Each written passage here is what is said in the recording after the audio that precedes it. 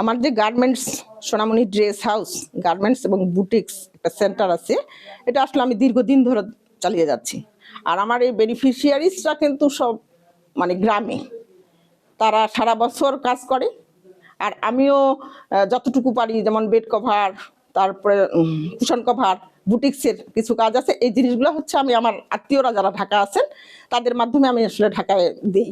এবং ওরা কি করে সারা বছরে কালেক্ট করে থাকে। এক সময় আমি এই যে এখন ঈদের সামনে আমি পল্লী পর্যায়ে যারা আমার কর্মী, প্রায় 200 কর্মীর মতো আছে, এদের আমি কি করে পেমেন্ট করি, সারা বছরে আমি কিন্তু শুধু দিতেই থাকি। কিন্তু আকিস সিমেন্টে তৈরি এ বাড়ি, সিমেন্টে লোহার শক্তি। আয়রন স্ল্যাগ সমৃদ্ধ আকিস সিমেন্ট, সিমেন্টে লোহার শক্তি।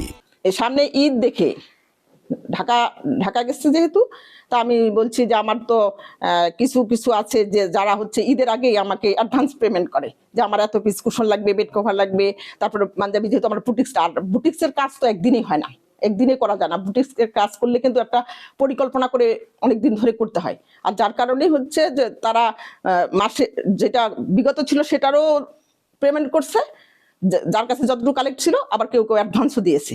এই সব মিলা কোনো সময় দেখা যায় আর থেকে অনেক বেশি টাকাও আমার আসে, কারণ এই বুটিক্স চলতেছে আমার সেই 95 থেকে। এবং আমি বিভিন্ন স্কুল ড্রেস আমার এখনো বাসায় চলছে, কারখানা আছে, আবার আমি প্রশিক্ষণও করাই। সবকিছু মিলায় আমার কিন্তু একটা চলমান প্রক্রিয়া গার্মেন্টস শিল্পের। এবং আমার এই গার্মেন্টস শিল্পের আবার আমি এখন নতুন করে আবার ব্যবসা শুরু করছি, যেখানে হচ্ছে ঢাকা থেকে মাল নিয়ে আসি বা বিভিন্ন জায়গায় ছোট ছোট দোকানগুলোতে দেই, 3 পিস এরকম, এটাও কিন্তু আছে আমার কাছে। জি, এখন আজকে হঠাৎ করে দেখি যে তাকে বিমানবন্দরে আটক করা হয়েছে। তাহলে আমার কাছে মনে হচ্ছে যে তার রাজনৈতিক যে একটা পরিচয়, এই পরিচয়টাকে নিয়ে তারা হেনস্থা করছে।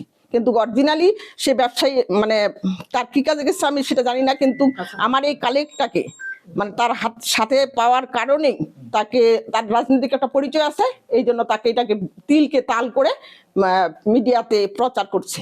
আমার কাছে যেটা মনে হয় যে এটা উদ্দেশ্য প্রণোদিত, মানে শুধু তার একটা রাজনৈতিক পরিচয় থাকার কারণে এখানে তাকে হেনস্থা করা হচ্ছে।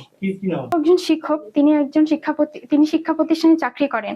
সো এই কাজটা, এরকম কাজ কখনো আমার আব্বু করবে না। এটা আমার আব্বুর ইথিক্সের সবসময় বিরুদ্ধে।